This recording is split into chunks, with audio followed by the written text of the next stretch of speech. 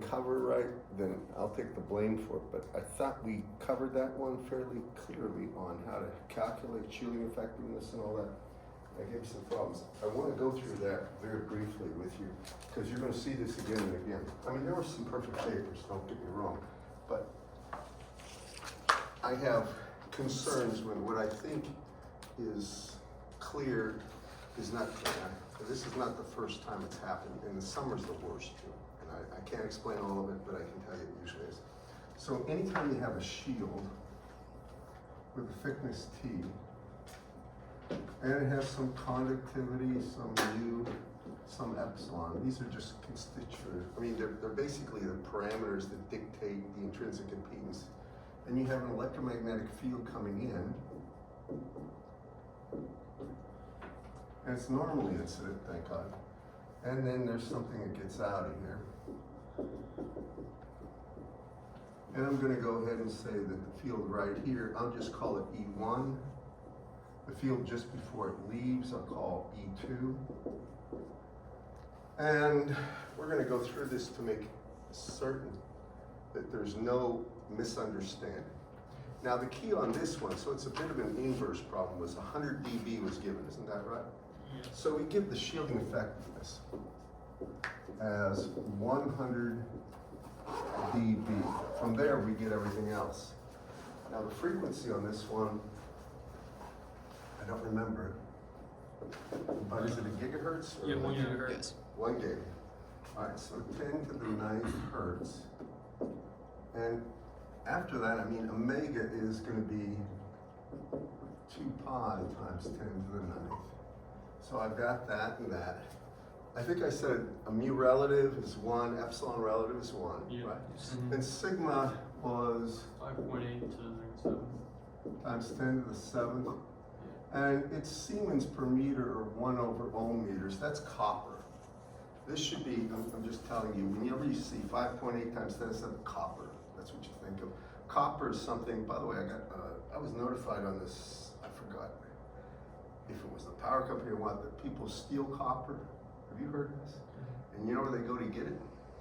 They jump inside these power transformer distribution things where they come off of like 50,000 volt lines or 10,000 or 2,000, and they get in there and they try to get the copper plates and all that stuff and copper wire. That's a recipe to kill yourself. I'm going to tell you, you may be desperate, but dying to get a bunch of copper is nowhere to live. I don't know how many people have been hurt doing that, but I can assume it's more than a few because there are no fail-safes. I want to make sure I say this clearly. When you jump inside a fence, especially if there's barbed wire on top, and there are power transformers in there, and you hear, I've been told this, I've never done it. If you actually take a standard fluorescent light bulb and hold it there, it'll glow. All right, have you ever heard this? Now, I have not done this. I'm very curious to do it, but part of me says you're an idiot if you do. I'm not gonna get inside there, but near there. There is enough danger in there, because there's no fail-safes. When you're in there, if you grab a hot wire, it could be 10,000 volts. There's probably no, fast blow fuses or fast blow breakers. You're going to get fried. So you're probably all smart enough to know that. But every once in a while, I had somebody, might as well say this. Has anybody here heard of Rocket City Rednecks? Anybody? You have? Anybody know it? Maybe. Well, it's interesting because the guy that runs it was one of my students. And what I would do is make examples of things not to do, but I would say it's a good, if you think of railroad tracks in parallel, they're like a transmission line. So if you literally took a car battery, don't ever do this, and you simply put plus and took the other lead, or negative, and took the other hot lead and just tap it on there, you're going to get a signal that propagates ideally at about the speed of light. If it hits any kind of anything that's going to be a discontinuity, you're going to get a reflection back. And if you put a O-scope on there, you can see this. It's just a simple bounce diagram. Well, this guy, don't do it was like, you got to do it. Everything that kind of warned him about, he did, but he became very famous, a very bright guy. And if you ever look up Rocket City Rednecks in Huntsville, he had a program, I think it was, said you heard it. And they're launching like chairs with things on mannequins, and they're doing everything you should never do. And there's a lot of engineers up there that are fascinated by how crazy things can be. But this kid did this, and it was based on everything I said, not everything. A lot of things I said not to do, he did. And he made a program out of it. And I cracked it. Anyway, this is one of those things what I just told you about with the high power stuff, I could see people doing, but I really wanted to focus on shielding there. All the shielding we're talking about now has nothing to do with direct current or what's called the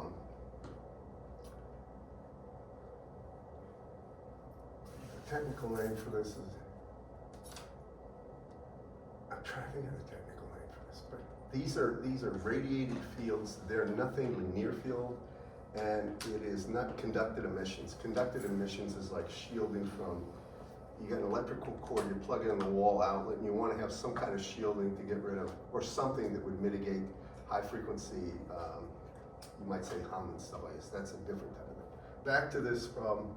When I talk about the shielding effectiveness, there's one thing I said, I think I said this or you figure it out. I want to know the thickness T, right?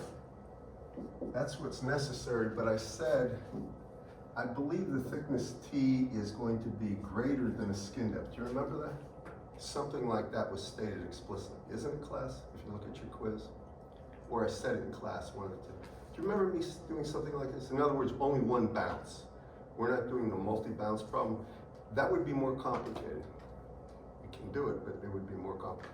So we assume this, so the first thing we have to do is, well, not the first thing, but we're going to calculate the actual intrinsic impedance of the shield, and that's going to be square root of j omega mu naught over sigma, technically plus j omega epsilon, but you really didn't need this, and I think most people figured that out when you actually do the numbers. Do y'all remember this, class? And that comes out to be, can you give me the magnitude? I got 0.012 e to the j power 4. 0.012, and it's really going to be at an angle of 45 degrees ohms. Did you get that, Chris? All right, so it's very small, much, much smaller than eta naught. Eta naught's on this side, this is air, and eta naught's here. So when we do this, knowing that, the next thing we do is calculate the skin depth. Propagation isn't that big in the shield, the skin depth, and that's going to be equal to 1 over the square root of pi f mu 0 sigma. We'll put that down in a second, and then alpha is equal to 1 over the skin depth. And what is the skin depth? Remember? I don't have it from me. Did you have that skin depth? Take 1 over alphas, basically. What's alpha? I know you've got that. 4.785 times 10 to the 5 Nepers per meter. Times 10 to the minus 5? Or 10 to the 5, I'm sorry. And that would be Napiers per meter would be the units. Okay, we've got that, and I got shielding. So now there's a couple other things we need. We're going to get the shielding effectiveness in real quick, but I want to just get them up here. So the first thing is I want to get the transmission coefficient here in region 1, and I'll call this region 1 and this region 2. I have a bit of a cold, and I'm trying to do my best to. So this would be the transmission coefficient region 1, or between media, between air and the shield, and then this would be from the shield to air, and this is going to be tau 2. In any case, and please make sure you know this all the time, because it's going to come up again and again. Whenever you're talking about transmission coefficient, it's going to be 2 times the impedance you're going into. In this case, for tau 1, over the impedance you're going into plus eta naught. Is everybody familiar with that? Right here? This is one you have to know, right? You could say it's 1 plus reflection coefficient. It gives you the same thing, exact same thing. This one's a little easier because if you take a look at this, there's no round off problems. Because if you have 1 minus something, it's almost 0, it might just round it to 1. So this is going to be,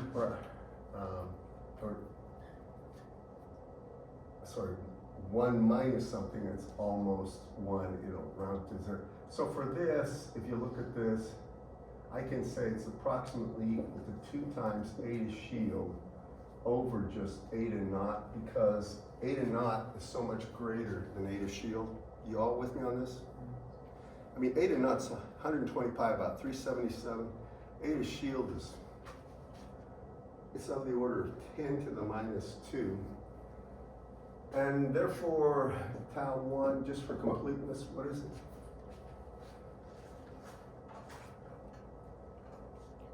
I know you have it. 6.189171 times 10 to the minus 5. 189. 71 71 times 10 to the minus 5. angle 45. Yeah, we won't even worry about that angle. And by the way, what would tau 2 be? 2.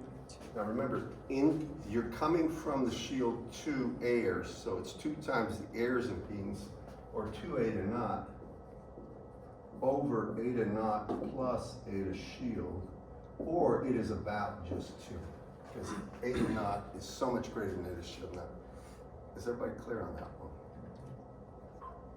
I want to make sure there's no problem. I mean, this is just as clear as I can be on this stuff. So now, if we look at the skin depth, has anybody got a, well, I know I said something to the effect, I just can't think of the words, that this, we're only going to do 1 bounce, we're not assuming there's multi-bounces. In the quiz, you said, like assume, No internal reflections. Okay, that's, I just look, that's, so if we don't have internal reflections, it's a thick shield. If I have that, now I go ahead and I say the shielding effectiveness is equal to 20 times the log of the magnitude, and here it's going to be of the incident electric field's magnitude over the magnitude of the transmitted field, which is going to be magnitude of tau 1, magnitude of tau 2, and this is going to be e to the minus alpha of the shield times thickness of the shield times E naught incident, and the E naught incidents will cancel. I want to make sure everybody sees what I'm doing here. I think there might have been problems with the inverse of this, but I'm not certain. I mean, this is a direct application in normal incidence. That's the reason I do it right now. Everybody with me? Okay, now we need the thickness. It's simple inverse. Here, I got shielding effectiveness is 100, right? If I divide that by 20, I have 5 equal to, and I'll get out of your way, the log of magnitude 1 over magnitude tau 1, magnitude tau 2, e to the minus alpha t. I'm just putting this down clear. People often mess this up, and I'm not sure why. At least it seems they do. Now that's a base 10 log. It's real important. It's not ln. It's base 10. So now I go ahead, if I look at this, and let me do it right here. We want the thickness next.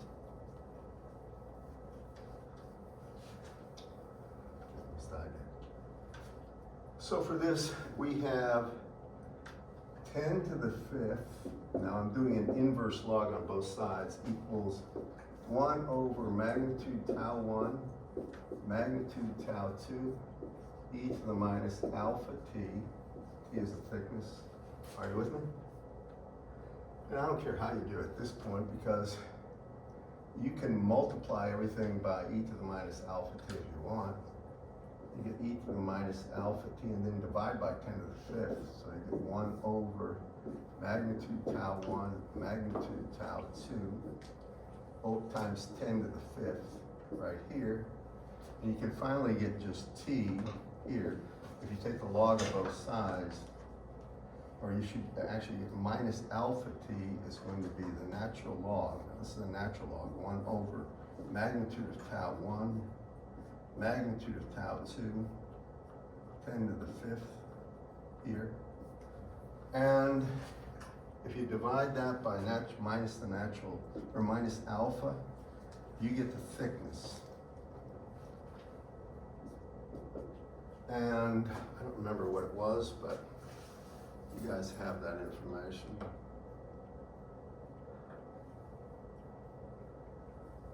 Any, what is it? 5.258 micrometers. Anybody confirm that? 2.8 what? 258 micrometers. 258, sorry. 258 microns. Micrometers.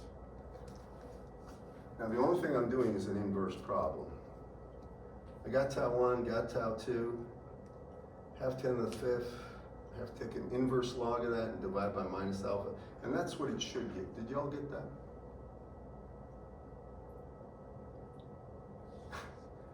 Maybe this is where the problem is, calculation.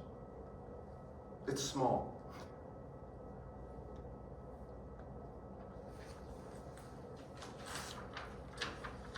Just check it. I mean, I got the solution. Does anybody have access to the solutions right now? I put them up. I mean, I did mine on MathCAD, so there might be a little difference in the third decimal place. And you have 5.258, you win. 5.258, okay, that's it. Y'all with me, class? Make sure you can do this inverse stuff. It seems trivial, but I know people always, there's something that goes on, and I don't know if it's your calculator's the order of operations or what, but there's a lot of weird things. Are you with me, class? Okay, once we have that, we have the thickness. Now everything else, we have the information to get. And I think the incident field is at 10 volts per meter, I forgot.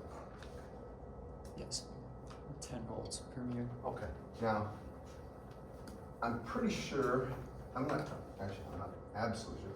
If this is 10 volts right here, what is this E1 gonna be here?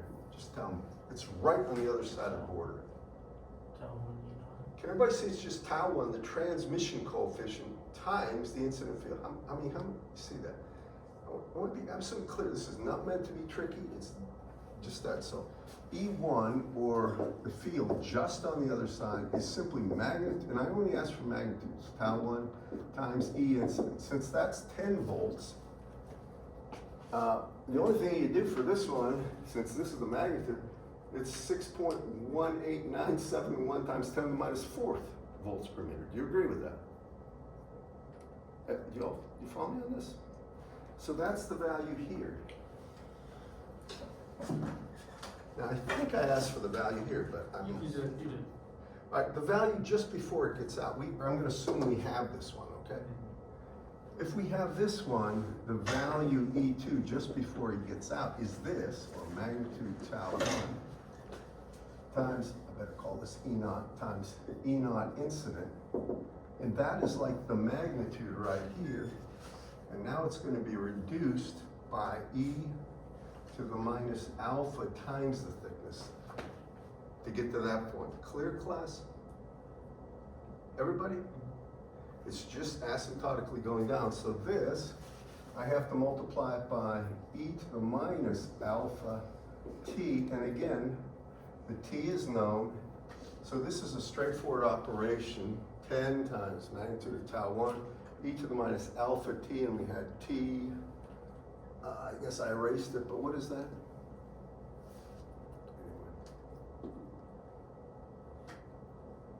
That's pretty cool. A laptop and a pad. I mean, is it an iPad or a? Yes, sir. E2. Yeah, no, like, so I have the quiz answers pulled up on my. Well, I want to make sure. What did you get for this one? 5 times 10 to the minus 5. 5 times 10 to the minus 5? About? Volts per meter. I want you to note one thing. This one and this one are close. Take a look at that. They're not 5 orders of magnitude difference. You with me? All right, now that's the electric field right there. What's the electric field when it gets out? I think I called it E transmitted, but I'm not sure. What does your gut tell you it is? I got the electric field just here. It's going that way. Multiply it by 2. tau 2, which happens to be 2. You all with me about? So it's just 2 times that.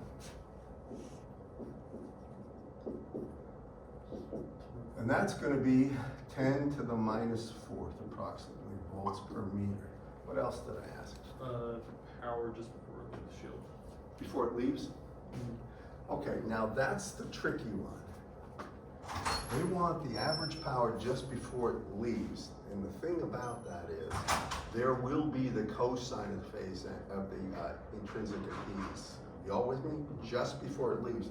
So for this one, and I'll put it here, I'll just call this right here, the power, average power density, just before it leaves. I'll just call PAV right here. So that PAV is going to be equal to 1/2 the magnitude of the E field right there, I'll just call it E2, squared over the magnitude of the shield's impedance. Then it's going to be cosine of the angle associated with the shield's impedance. Are you all with me in this class? I want to make sure. Probably this is the part some people stumble on, but I can't say for sure. Are you with me? Now, if you look at this, here it's 1/2. I take the magnitude of the E field 2, and what was that, 5 times 10 minus 5th?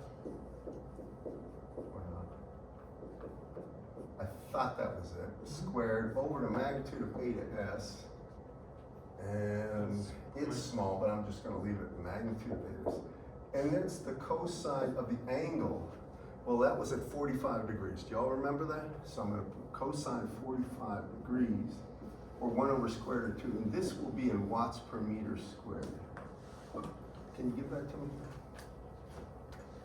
That is 75.76 nanowatts 75.76. How many watts? nano. Nano? Is that right? All right. Nanowatts per meter squared. Y'all see this?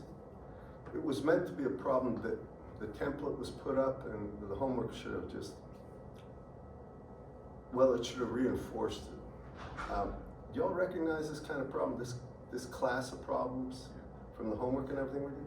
Now, I warn you about this. Make sure you understand this thoroughly, that you're not unsure about how to get anything, because if you are, I'm assuming you got this. And I know there can be a lot of funny things that I don't see in terms of your calculators and stuff like this, but inverse operations, I always assume you know how to do. If if A equals log B or something like that, you can find B if A is given.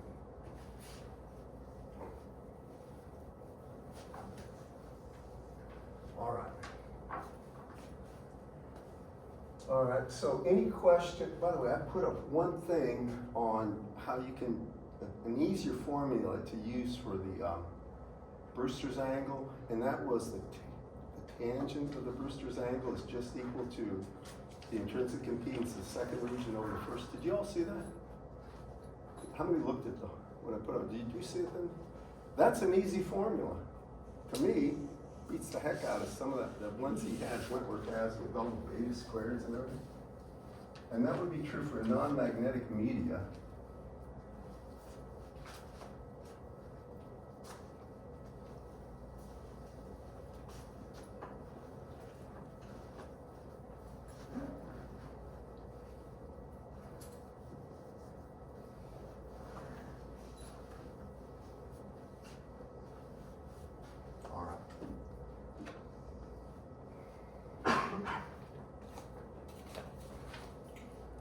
Now we're gonna, were there any questions about any of this stuff with perpendicular versus parallel polarization?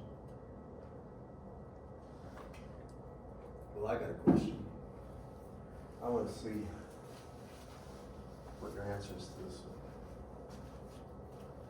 So I'm gonna have region 1 and region 2. And I'm gonna say epsilon relative in region 1 is 1. Matter of fact, just make it air. And epsilon relative in region 2 is going to be 2. No, it's going to be 4.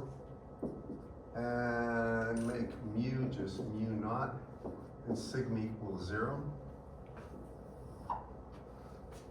Call this Z, call this X. And I just want your honest answers on this. So I'm gonna ask a few things.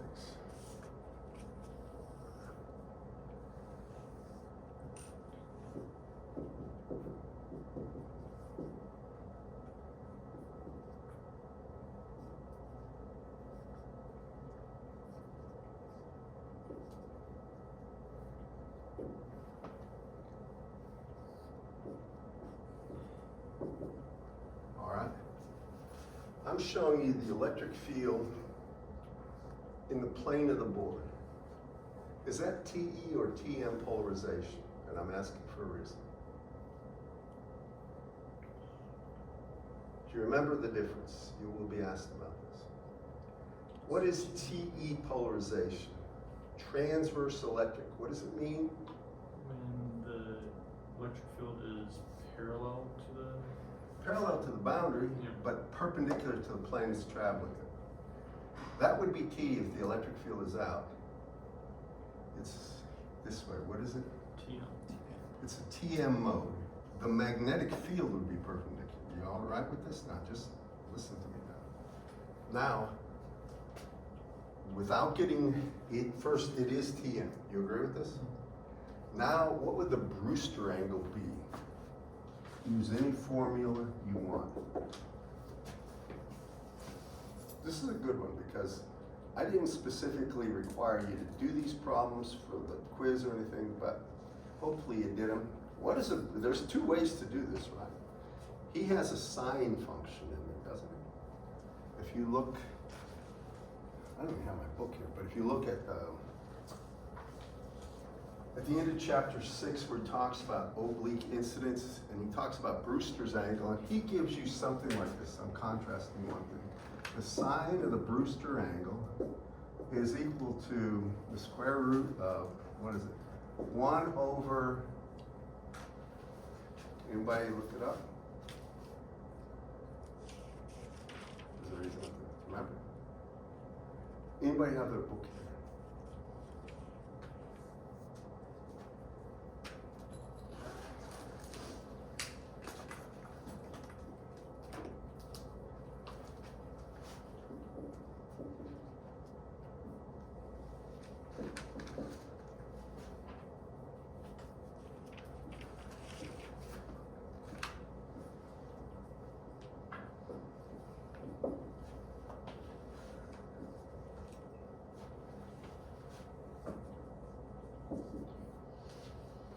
Do you remember?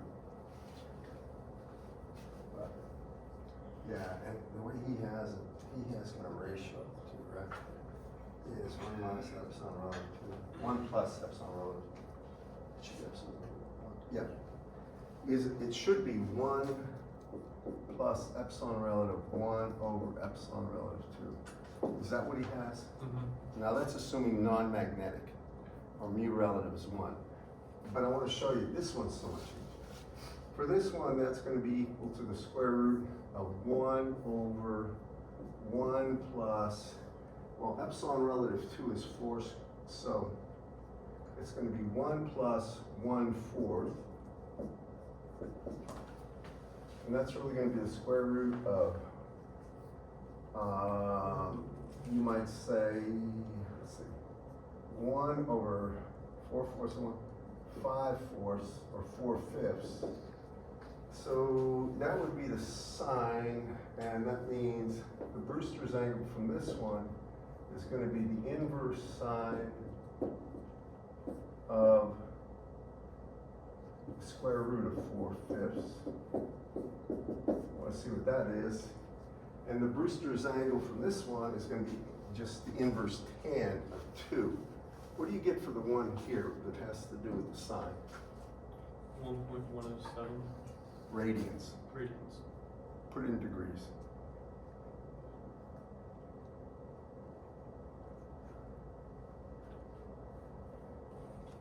And thank you. for doing that.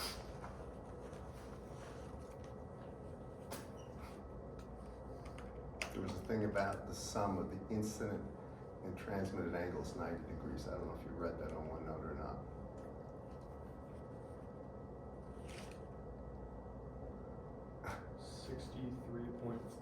degrees. All right. What about this one? Inverse tan of 2. Same. That's easier. So, the reason I'm pointing that, the only reason I'm pointing it out, Wentworth didn't go through this.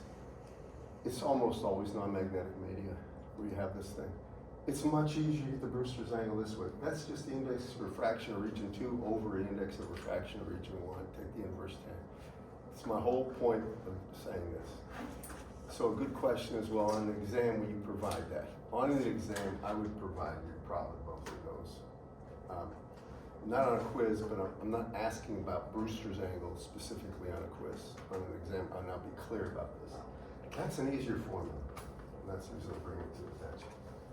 Now, what I'm going to do next is talk about waveguides. And I should have brought down a waveguide. Does everybody know what waveguides are? If you don't,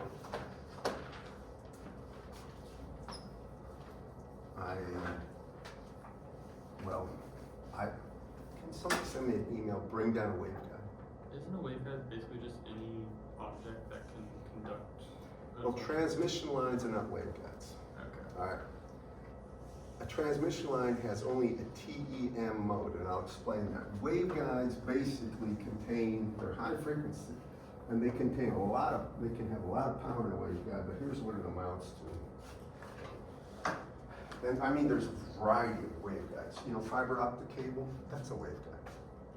But the most common type of waveguide for high power work, especially in the microwave range, is this. You're gonna have, please draw this.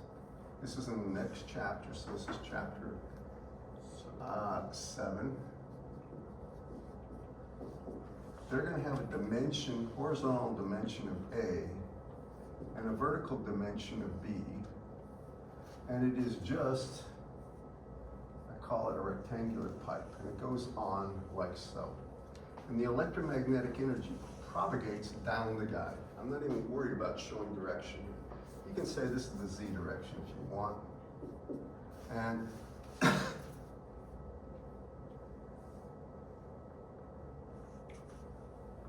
but so the field goes down there. Now I'm showing you, can you all imagine just a rectangular pipe? It's perfect conducting boundaries. So these are perfect conductors. They're metal. And they use them for communicating. Anytime you're coupling very high power from point A to point B at a high frequency, use waveguides, not transmission lines. So what's the difference between a waveguide and a transmission line? Here's what it amounts to. With a transmission line, and this is going to be a coax transmission line, you're going to have an inner core and an outer core. And the outer core is more or less grounded, not actually. The inner core is going to have a plus voltage on it. Just think about this in the cross section. We know it goes on forever. We actually do know that waves propagate down there. But if you look at this, the electric field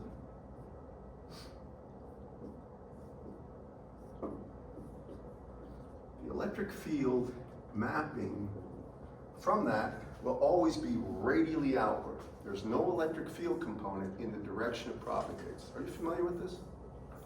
Remember a transmission line? If you have a transmission line and you have, if you think about this, like you've got an inner core, this is just coax cable, and you have an outer cladding like such, what happens is this.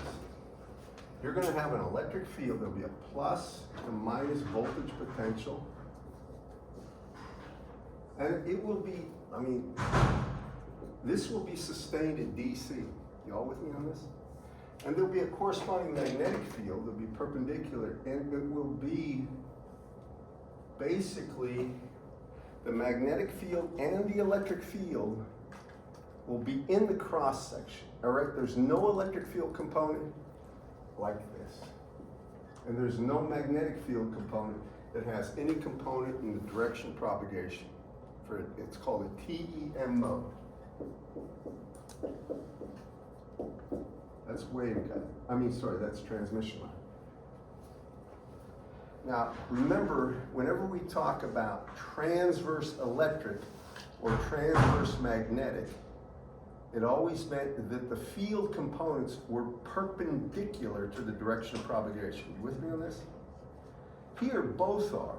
And it means you have to have some way of allowing a DC voltage difference between the inner core and the cladding, or between the 2 points. It can't be. With a metal like this, now that's metal all the way around here, you can't have a plus or minus potential difference at DC. It will short out. You all follow me on that? It will just short out. So how does this thing work? Here's what it does. For a waveguide, waves ricochet off. Do you know what a super ball is? Anybody? A ball that bounces like crazy. I mean, basically. No? All right, well, don't worry about it.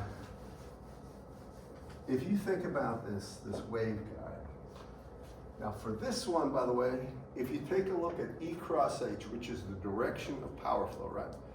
E, H cross H is always in that direction. It's always going in the direction of the transmission line, always.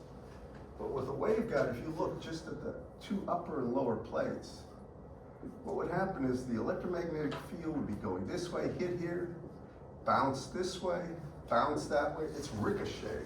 All right? That's the deal. Waveguides themselves are high frequency filters. Low frequencies don't flow, and I get to the cutoff frequency in a second.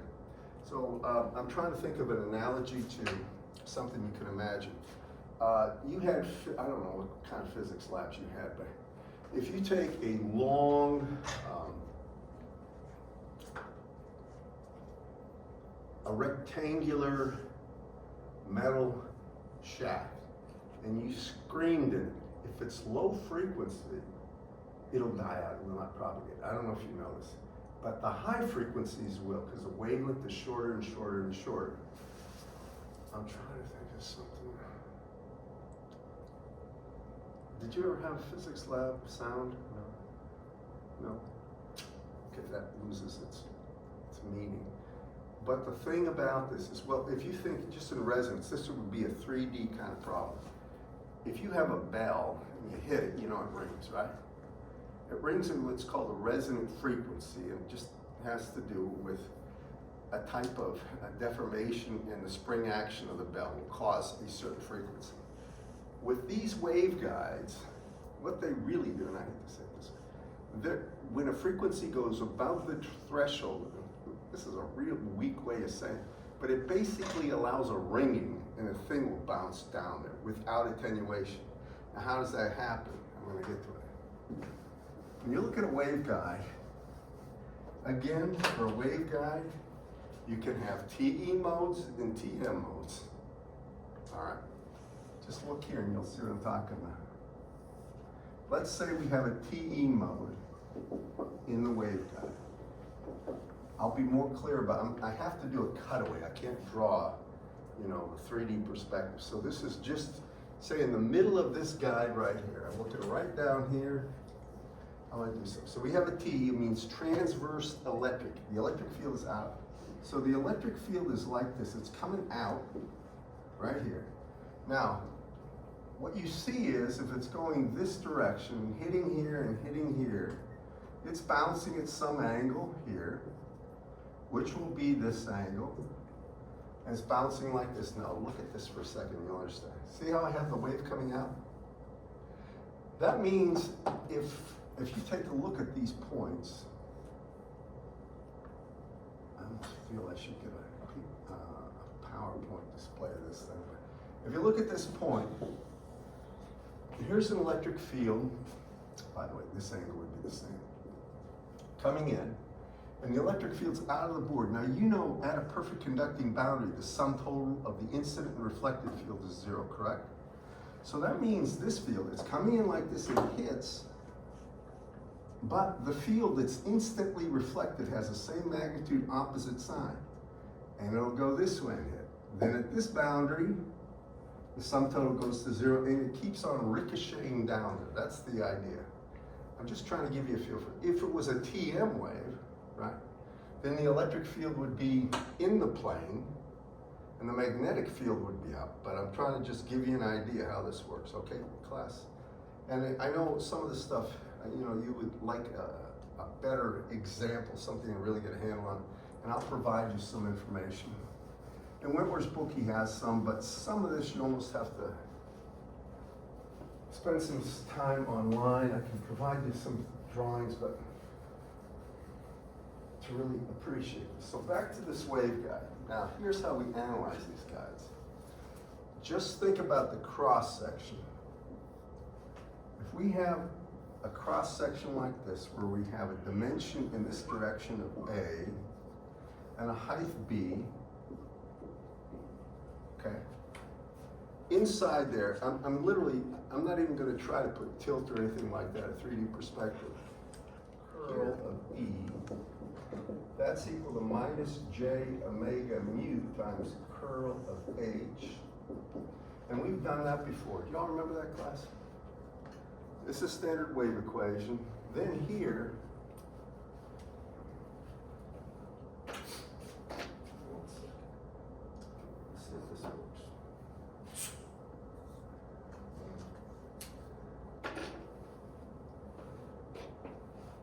That's mu. At that point, I break this up and I get I get the gradient of divergence of E minus del squared of E equals, and here I get minus J omega mu, but the curl of H is this, times J omega epsilon E. Now, I simply put for curl of H, I substituted this into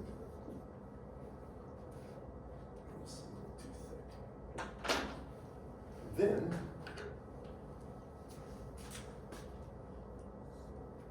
at this point, do you remember what we did for the propagating waves? It was at this point we made an assumption, and it had to do with the divergence of E.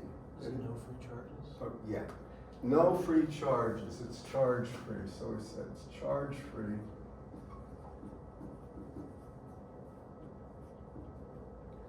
And that means divergence of E equals 0. So you get rid of that. That you probably remember, right? Now you take a look at this. I can get rid of that minus sign and that minus sign. And then I have J times J is minus, so I ultimately have del squared of E plus omega squared mu epsilon E equal 0. I'm going to stop there. That omega squared mu epsilon is actually beta. Since it's lossless, it's beta squared for an unguided wave. In other words, a wave in free space. Y'all with me? So I want you to just please, if you don't see it all, just write this part right there, you write down, because it's in Wentworth's book. Some of it is, you know, it'll confuse you if you're not careful. You have to be very attentive. For this one, I'm going to go ahead and make a statement. I'm going to say, well, beta U, and I'm going to call this beta unguided.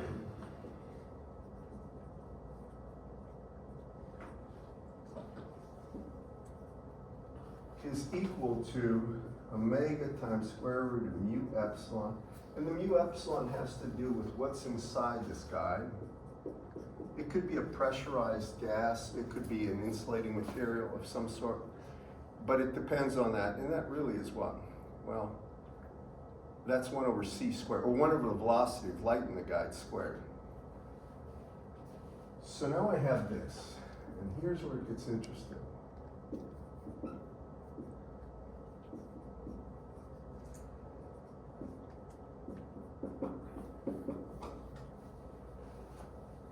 Now we can't possibly solve for the general form of E for all possible stuff. So But normally is done is we say there's two ways to do this. If we say we have transverse electric field, just listen to me now. Remember, it's propagating in and out of the board, right? If we have a transverse, the way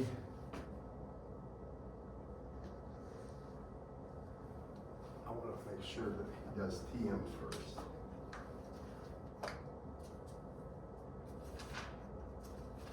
Yes. This is on page 388. And he does TM first. So hear me on this one. So I gotta tell you this, what does TM mean? We're first, and let me erase that, we're gonna do this over here.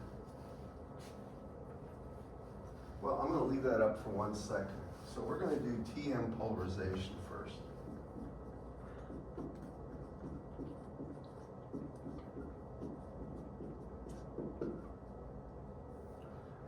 So TM polarization means we have no component of the magnetic field in the direction of propagation. Do you follow me? Or it's the magnetic field is perpendicular to the direction of propagation. Try to imagine this. If I just look at the top and bottom plate here, and this is going to have a height of V, it's propagating this way. Call it the Z direction. Now, a transverse magnetic wave, I have to make this point, you have to appreciate it, because you're gonna, if you don't see this, you won't see a lot. Transverse means no magnetic field in the direction of propagation. This is the Z direction. It means the magnetic field is out of the paper like this. Can you all follow me? It means the electric field could have a component in the direction, or in the direction of propagation, and it does in fact. And I'll admit, my drawing is lacking here. Try to do this. So I have H field coming out, and now, well, E crossed H, so I'm going to just show you this.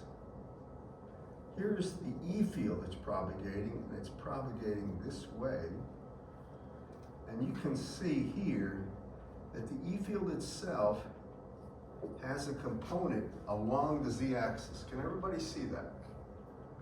I want to make sure you can. I mean, it's hard sometimes for people, if you look at this thing, it's propagating, it's bouncing. The H field's out, so it is TM, transverse magnetic.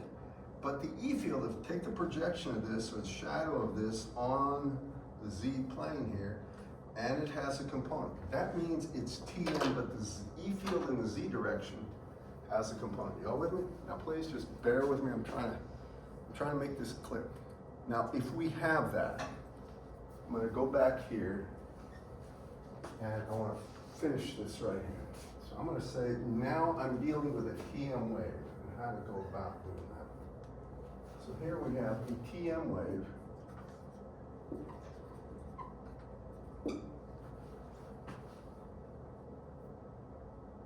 Are all these lights on? I'm wondering if... They are, yeah. Yeah, I think that it just seemed a little dim, but anyway, if we have a TM wave, it has no H field in the direction of propagation, right? When I come over here to that equation right here, and I bring it here, now I can say that I have the only field component in the Z direction would be EZ. Are you with me on that? And that means when I have that del squared operation, bear with me, del squared on the EZ component, I'm going to get this, it comes right down. Del squared of EZ plus beta unguided squared times EZ is equal to 0. Now, the only thing I'm doing is, this del squared equation, I've got to tell you this. E could have 3 components, an EX, EY, and EZ.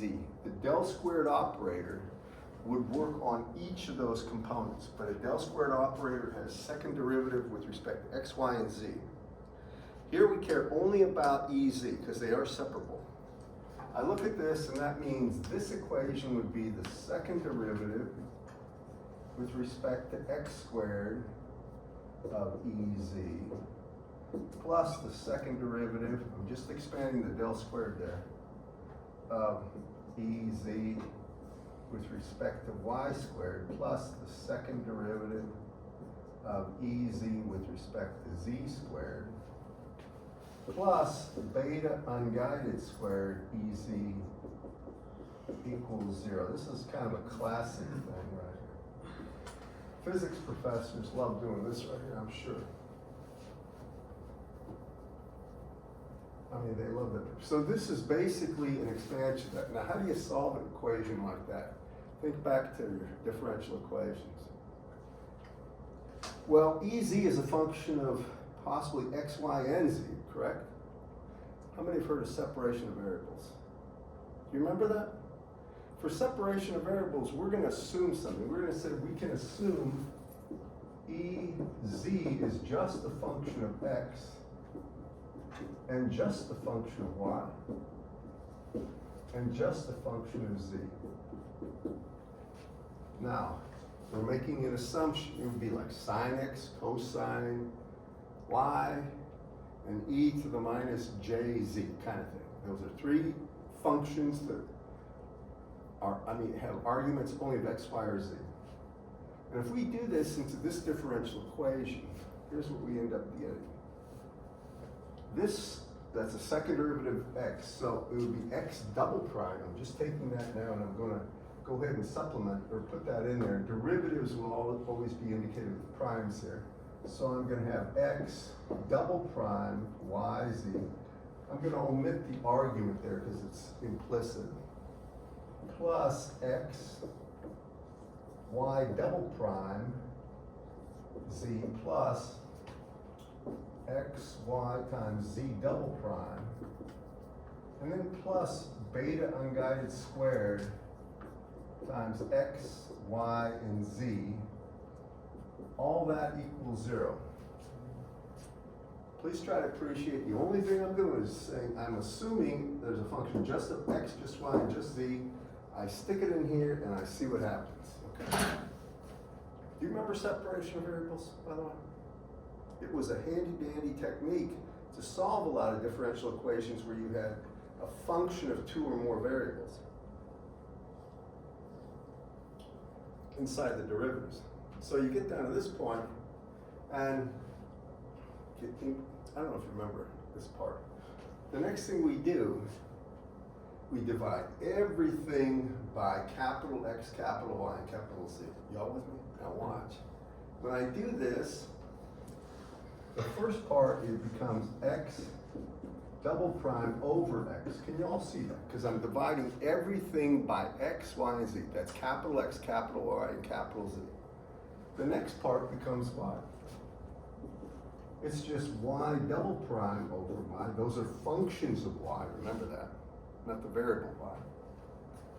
Plus z double prime over z plus beta unguided squared equals 0. I want to make a point here. I have separated variables. If you look, this can only be a function of x.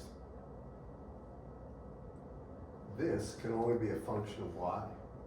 And this can only be a function of z. You all see this?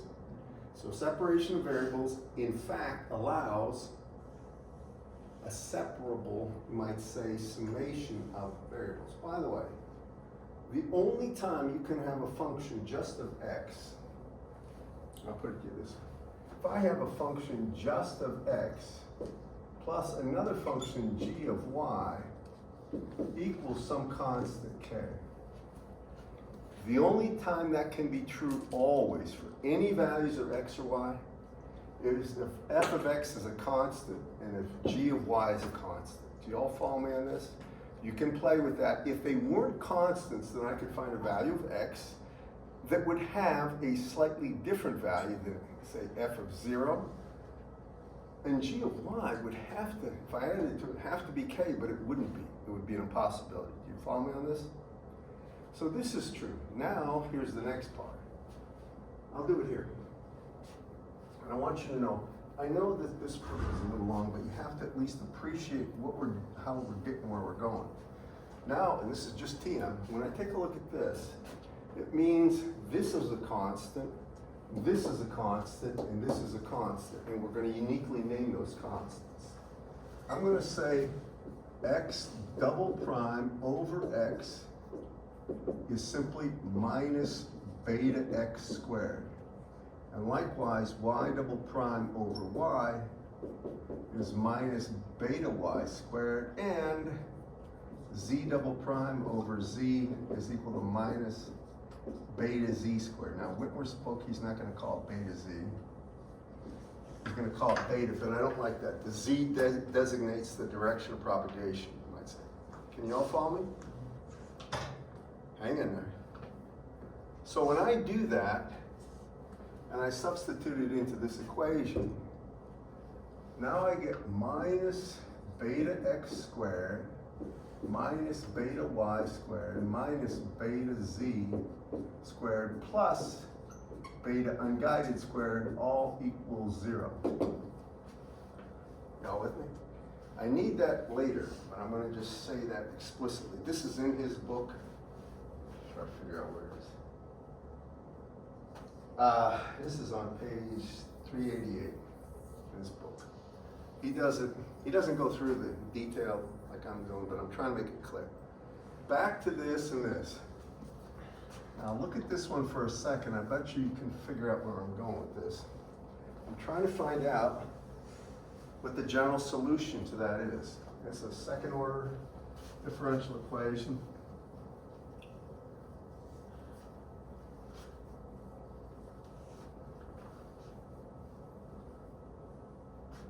So the x double prime really means the second derivative of x with respect to x squared. That's all it means. Right there, that's the top one. And if I look at that, that would be equal to minus beta x squared times capital X. Can you all follow me on that? I just went ahead and multiplied both sides of that top thing by capital X, and then I rewrote that. Now if you go ahead and do this, second derivative of x with respect to x squared plus beta x squared times x equals 0. That's a second order homogeneous differential equation, correct? Do you remember how to solve that? I mean, what's one way? I'm just asking. There's no wrong answers. You could do an integrating factor to work. You could do a Laplace transform. If you remember Laplace transforms, only it wouldn't be in time, it would be a spatial Laplace transform solution. Remember, time is just a variable. I mean, when you go from time to S, right? S is just it's an abstraction. We look at it and we interpret it as something. We could go from space X, which would be likened in time to S, and then backwards get the inverse. But an integrating factor would work. And what he's saying really is we can assume the solution for X, general solution. I'm not even going to put the weight on here. Could be just E, and this would be alpha times X. Do you all remember? And you normally put a constant in front of here, but you don't need to. Y'all with me? If you do this, what do you end up getting? Well, you get two derivatives here of that, and that means you get lambda squared e to the lambda x plus beta x squared, and here it would be e to the lambda x equals 0. I'm just substituting this in here. Can you follow me? Do you remember integrating factors? You may not have liked them, but we use this. We have these are tools in our trade for us to solve things. You see how that exponential cancels? E to the lambda x appears both here and here, divide by it, and I get this, right? And that will be what? Lambda plus beta x, right? Right there. Next.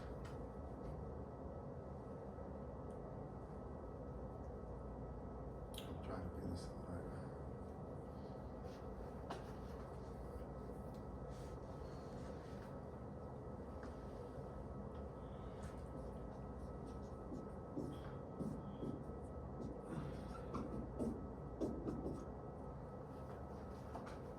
And you know what I forgot to do is put a J here. And that means, let me just cut to the chase because I'm running out of time.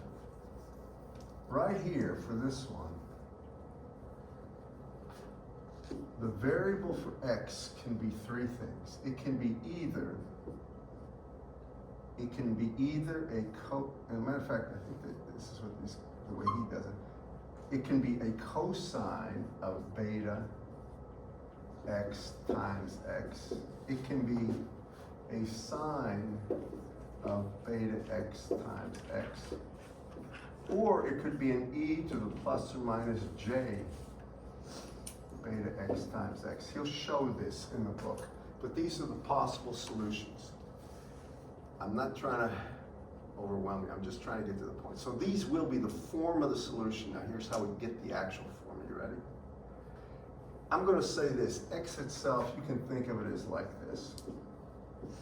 It's going to be some magnitude E naught, and it's going to be one of these times that, right? It's in the x direction. I need to come back over here and show you something.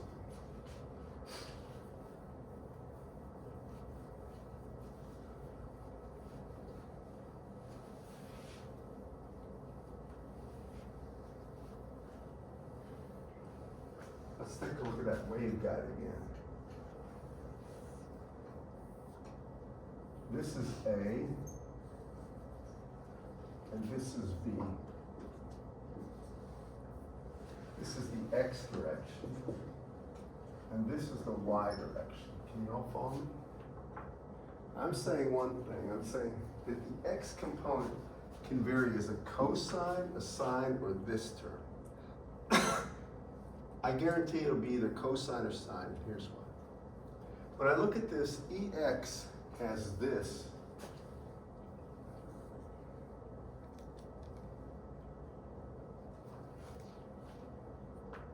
I'm sorry, this is the x component. It's not EX. I'm sorry, it's the x component. But if you look at this, since the electric field is in the z direction here, this right here, remember x times y times that z is equal to what EZ will be. Do you remember this? I put this down, that EZ itself will be equal to x times y times z. In other words, these are just functions of just x, y, or z, but listen, this direction is z, correct? Now, hear me. If this is x and that's y, z is out of the board, right? But what do you know about the electric field? If E is in the z direction, its component would be parallel to this surface. Do you see this? Can you imagine? It has to be. If you think about the guide, if you look at it like this, when I have an EZ coming out there, it's bouncing like this, but when it hits the lower boundary or upper boundary right there, it's zero. Can you all see that, class? It has to be, because the sum of those two has to go to zero. Do you agree? Over here, remember, EZ is out of the page, so EZ all around here on that boundary has to be zero as well. And on this boundary, can you all follow me on this? Now, why am I saying that? Because this will not work.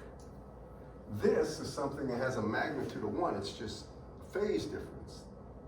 So this won't be a solution. And now we got to figure out if the x can vary as either a cosine or a sine, which one works? Now please listen.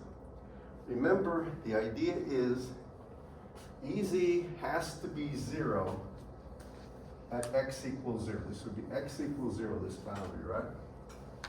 So here, I know at 0, when the argument is 0, this has to be true. What is the cosine of 0? 1, right? It can't be the cosine, because the cosine is no matter what you do to beta, when x is 0, this is going to be 1, and that means this is going to be 1 up and down that boundary, and it can't be. So what happens is the only thing that will work is x of x being equal to some sine of beta x times x. Now, we're not done yet. It's got to, if we think about this, remember the EZ is coming out of the board. If you think about this, it's 0 on this boundary, but it's 0 here too. You might say that the actual variation would be a sine wave that way. And when is the next time sine is 0? 0 and 180 or pi. Do you agree with this? Remember that? So come here and I say that I know that 0 has to be equal to the sine of beta x times a, where a would be the horizontal dimension. Can you all follow me on that? Here's how you get the value of beta. So if this is true, I know that beta x times a, remember that has to be pi, 2 pi, 3 pi, 4 pi. You all with me on this? So what we do is just say this is m pi. M's an integer. Or we notice that beta x itself is m pi over a. And the only thing that is now, we're just getting down to the nitty gritty of finding these coefficients once we have separation of variables. That will work. And that goes right there. So we've got this, got the value for the x variation. Now for the y variation, I bet you some of you can figure it out. I'm gonna erase this and just say it. Identical to the x variation, now the y variation will have to be equal to a sine, but now it will be beta y times y. And the reason is because the electric field is going to be 0 at y equals 0 and has to be 0 at y equals b, the height. Y'all with me, class? It is confusing and it takes some effort to focus on this. So if that's the case, by the way, cosine doesn't work here because cosine of 0 is 1. It can never go to that. And these functional forms have to go to the value of the electric field at the boundaries. So that means if that's the case and we know that it's 0, then the sine of beta y times b is 0. I mean, at that point, we can see that beta y times b is really, we call it n pi. Because every time you, sine is 0 at 0, pi, 2 pi, 3 pi, so forth. With me? Get down to that, it means now beta y is equal to n pi over b. So I got that. I got 2 of the 3. And finally, in the z direction is the direction of propagation. And because it is the direction of propagation, I erased it. But now the variation will be e to the j beta z times z, or e to the minus j, e to the minus j beta z times z, or e to the plus j beta z times z. One is a forward propagating, the other is a reverse propagating wave. I'm trying to get to the end of the deal here. So beta z will be equal to e to the either plus or minus j, or I should say not beta z, pardon me. The function of z of z, will be equal to this. So, after all is said and done, and I'm trying to get to the point here, if we look at the E field in the z direction as a function of all this, it is going to be x times y times z, or we're going to get some scale value. This is scalar value, times the sine of, and here it's going to be m pi over a times x. Then it's going to be sine of n pi over b times y, and then times e to the minus j beta z times z. And it could be plus or minus, but I'm going to leave it as plus for forward propagating. Now, I've thrown a lot at you. There's one last thing. You'll notice how beta z is not solved for by the dimensions of the guide. You with me on this? Here's how it's solved for. I look at that equation. You have to bear with me. I want to get through TM today. I'm almost done. I want you to just look at this. I got beta x geometrically, in terms of geometry. Beta y geometrically. Beta unguided is just omega squared mu epsilon. Follow me? Now look at this. So what is beta z? Well, beta z, I'll call it squared, is equal to, take that to the other side. So it's beta unguided squared minus beta x squared minus beta y squared. Does everybody follow me on that? Now I go ahead and I put the variables in. So I have beta z, I'm going to take a square root of this whole thing, is equal to the square root of, well, beta unguided is omega squared mu epsilon minus, and beta x right there is just m pi over a squared, and this is minus n pi over b squared. So that's beta z, and I want you to listen now. That beta z is interesting, and here's why. When you have a propagating wave, beta z can't be zero. If beta z is, what does beta mean? How many radians per meter the wave changes. If it never changes, that's literally the wave bouncing top and bottom from the waveguide. It's just going bang, bang, bang. It's not propagating, it's just going up and down, up and down. And any frequency less than whatever it is that would give you beta z equals zero will not work. So now we get something called the cutoff frequency. 3 minutes over. I'm just going to say this. Cutoff. For cutoff, you said beta z equals zero. I'll get to what beta z is exactly in a second, I promise you. Well, maybe not now, but when beta z equals zero, can you all see when that's zero, right here? Square both sides, so 0 squared is 0. I have omega squared mu epsilon equals all that stuff, right? Now just listen. So at beta z equals 0, I get omega cutoff squared times mu epsilon equal to, and here it's going to be m pi over a squared plus n pi over b squared. And I think I'd better stop there, but I'll tell you where it goes. See mu epsilon? That is really 1 over the speed of light in a meter squared. Omega c is 2 pi f squared, right? And omega c is the cutoff. I'm just going to tell you the bottom line in this one. After all is messed with, you get the cutoff frequency equal to,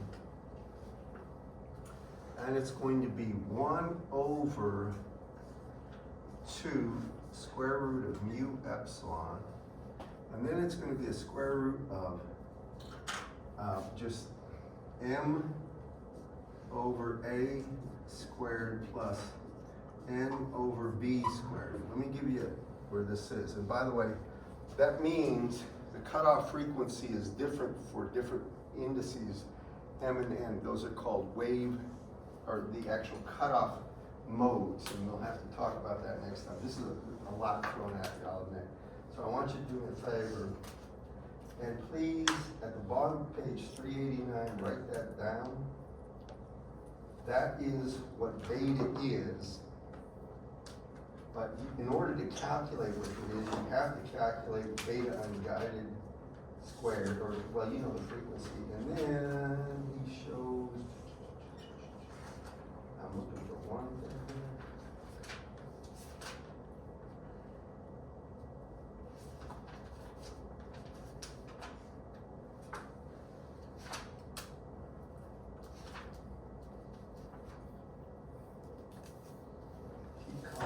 He's got the cutoff frequency back here. It's unfortunate.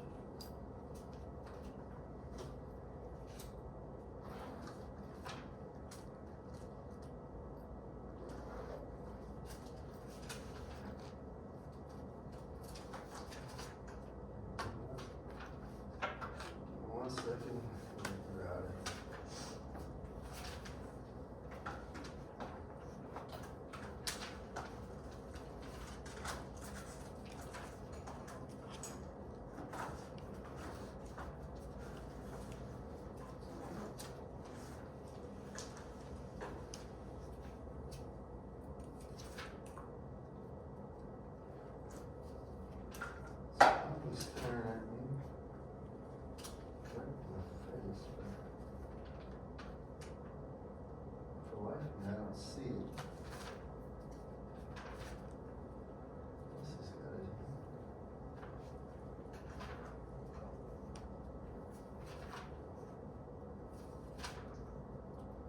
There it is. So he has this on page 375, equation 7.1. I do not like this because out of nowhere he puts this down. And what you can say, we will say this, the lowest possible frequency that something can propagate is m equals 1, n equals 0. I don't have enough time today, but I want to tell you, that is the cutoff frequency. And waveguides are high frequency filters. They will not propagate low frequencies. I'll have to spend more time on that. Next time, please do the homework I give you. I know I'm asking a lot sometimes, but